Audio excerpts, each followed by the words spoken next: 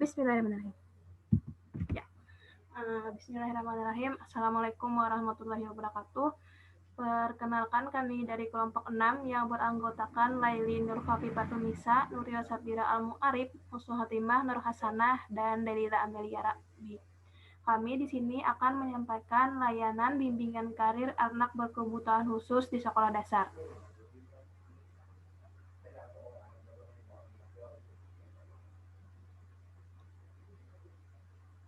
Slide selanjutnya.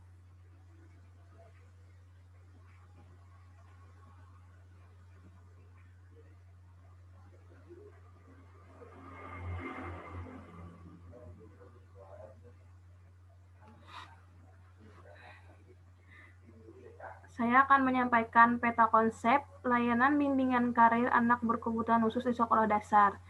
Ada teori, konsep itu sendiri, ada definisi, tujuan, prinsip, karakteristik, landasan, dan teknik. Lalu ada isu, solusi, dan pesan moral.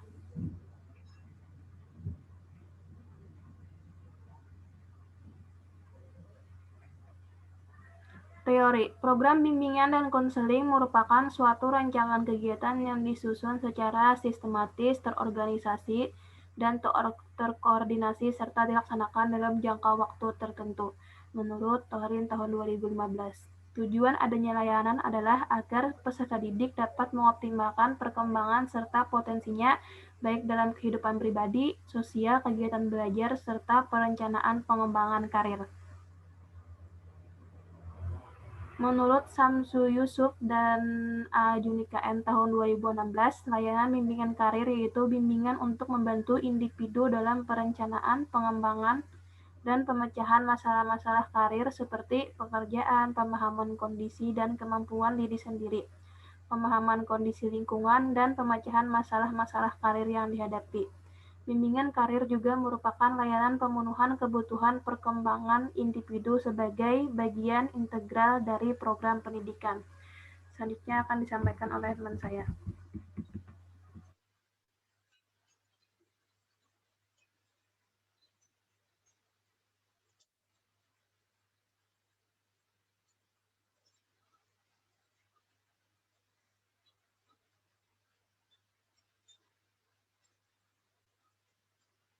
Jadi, di sini saya akan menyampaikan, layanan bimbingan karir juga perlu bagi anak berkebutuhan khusus. Karena salah satu persoalan yang dihadapi anak berkebutuhan khusus adalah bagaimana mereka setelah menyelesaikan pendidikannya, mereka juga harus bersaing dalam memilih karir yang layak. Jadi, karena itulah layanan bimbingan karir juga dilakukan untuk anak berkebutuhan khusus sejak duduk di sekolah dasar. Selanjutnya, definisi dari bimbingan karir adalah kegiatan bimbingan yang bertujuan untuk membantu siswa untuk menyusun rencana karir dan menyiapkan diri untuk kehidupan kerja. Dan tujuan bimbingan karir terbagi menjadi yang pertama, peserta didik dapat mengenal karakteristik diri. Peserta didik mampu mengidentifikasi berbagai bidang pendidikan yang relevan dengan berbagai bidang pekerjaan. Selanjutnya, peserta didik mampu mengambil keputusan karir bagi dirinya sendiri. Dan yang terakhir, peserta mampu menyesuaikan diri dalam mengimplementasikan pilihannya dan berfungsi mengoptimalkan dalam karir dan studi serta kerja. Selanjutnya akan dijelaskan oleh teman saya. Di sini saya akan menjelaskan tentang prinsip bimbingan karir di sekolah. Yang pertama, seluruh siswa memiliki kesempatan yang sama untuk mengembangkan dirinya dalam pencapaian karirnya secara tepat. Yang kedua, setiap siswa harus memahami bahwa karir itu adalah sebagai suatu jalan hidup dan pendidikan adalah sebagai persiapan dalam hidup. Yang ketiga, siswa hendaknya dibantu dalam mengembangkan pemahaman yang cukup, memadai terhadap diri sendiri, dan kaitannya dengan perkembangan sosial pribadi dan perencanaan pendidikan karir. Yang keempat, setiap siswa hendaknya memilih kesempatan untuk menguji konsep, berbagai peranan, dan keterampilannya. Yang kelima, siswa secara keseluruhan hendaknya dibantu untuk memperoleh pemahaman tentang hubungan antara pendidikannya dan karirnya. Yang keenam, Program bimbingan karir diintegrasikan secara fungsional dengan program bimbingan dan konseling pada khususnya. Dan yang terakhir, program bimbingan karir berpusat di kelas dengan koordinasi oleh pembimbing disertai partisipasi orang tua dan kontribusi masyarakat.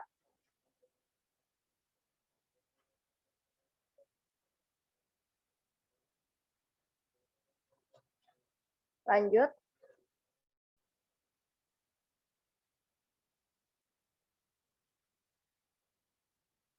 Selanjutnya di sini ada karakteristik bimbingan karir, yaitu kesadaran diri, kesadaran pendidikan, kesadaran karir, kesadaran ekonomis, pengambilan keputusan, kompetensi awal, apresiasi, dan sikap. Lalu kemudian ada landasan bimbingan karir yang terbagi dalam landasan filosofis, landasan sosiologi, landasan pedagogis, dan landasan psikologis. Lalu kemudian ada teknik bimbingan karir di sekolah, yaitu terpadu dalam kegiatan belajar mengajar atau KBM, paket bimbingan karir, pengamatan, bacaan, narasumber, dan cerita. Selanjutnya akan dijelaskan oleh teman saya.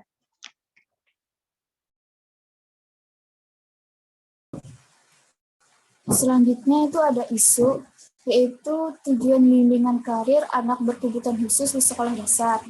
Tujuannya itu bimbingan karir di ABK itu terkait erat dengan upaya membantu peserta didik atau peserta didik anak berkebutuhan khusus memahami apa yang disukai dan tidak disukainya, kemudian kecakapan diri, disiplin, dan mengontrol kegiatan sendiri. Lalu layanan bimbingan karir juga erat kaitannya dengan 3 layanan bimbingan yang lain, yaitu bimbingan belajar, bimbingan pribadi, maupun sosial, yang mana itu akan mendukung perkembangan karirnya. Slide selanjutnya.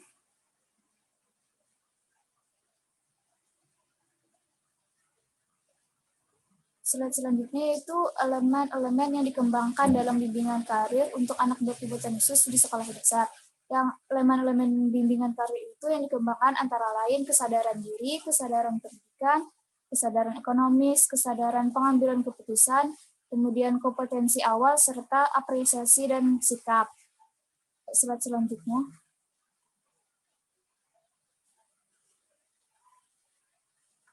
Isu yang terakhir yaitu pelaksanaan bimbingan karir anak berkebutuhan khusus di sekolah dasar.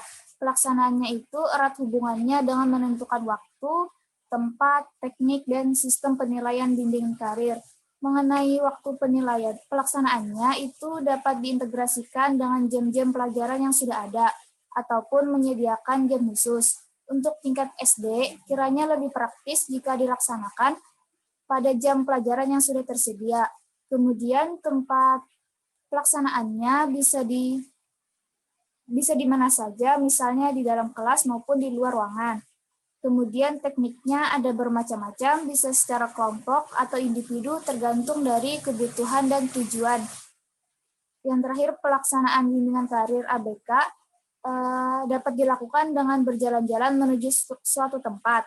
Nah, dengan berjalan-jalan ini, peserta didik akan melihat dunia kerja yang luas. Kemudian, anak bisa saja diminta untuk melakukan pengamatan tentang jenis-jenis pekerjaan apa saja yang ditemukannya. Selanjutnya akan disampaikan oleh teman saya.